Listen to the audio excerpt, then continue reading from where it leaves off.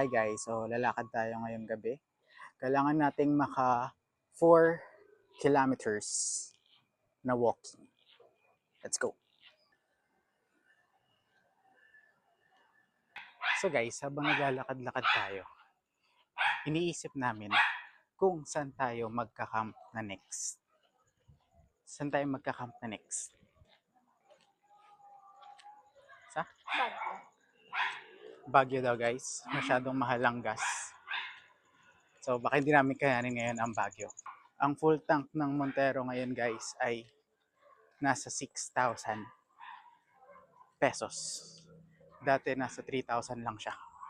So medyo mabigat ang Baguio. Yan guys, naglalakad-lakad pa din tayo. Ngayon, iniisip na namin kung saan talaga tayo pupunta sa long weekend. Ito ang parating na Holy Week. Okay. Holy Week.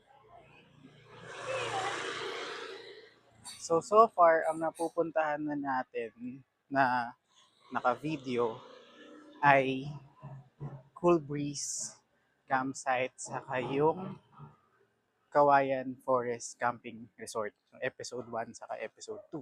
Pero actually, marami na tayong napuntahan na campsite. Hindi nga lang natin na-videohan dati. Kasi ayaw pa natin dati mag-video. Dahil tinatamad-tamad pa kami nun. So, bali guys, kung tama ang naaalala ko, nakapag Santillanan na kami 2 beses.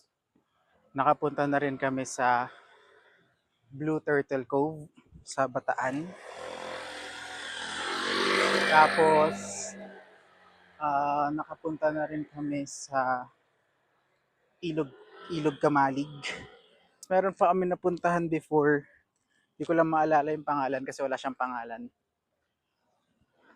Sa tapat ng Blue Turtle Cove. Walang pangalan yun so hindi ko na matandaan kung saan siya. Tapos meron before yung madalas namin pinupuntahan na campsite, kaso sarado na siya ngayon. Si Camp Kazoku. Nakaka 2.63 kilometers na tayo guys. Ang goal lang natin ngayong gabi ay 4 kilometers. So since may trabaho tayo, araw-araw, so dito lang tayo naglalakad-lakad sa subdivision natin sa Bulacan. So bakit tayo nag-umpisa ang mag-video? Kasi number 1, ang dami naming nadidelete na video.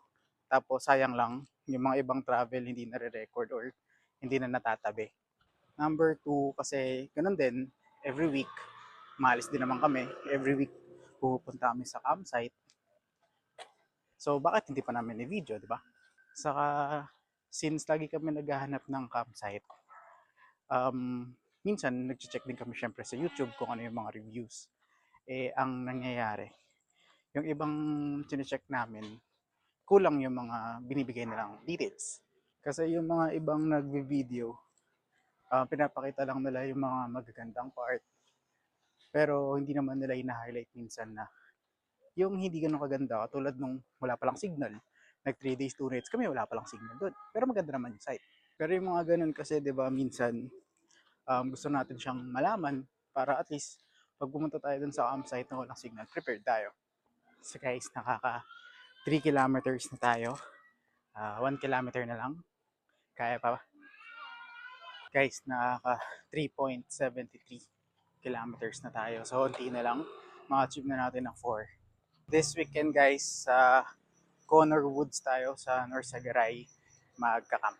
Sa mga recommendations saka sa review ng Connor Woods, sobrang ganda daw. So, excited tayong pumunta doon at mag-camp sa weekend. Pero overnight lang tayo. So, actually, hanggang maaga pa guys, naghahanap na kami kung saan kami magka-camp sa Holy Week.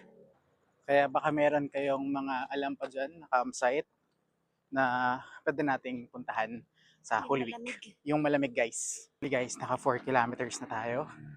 So hanggang 4 kilometers lang tayo ngayong gabi dahil nakakapagod. So uwi na tayo guys.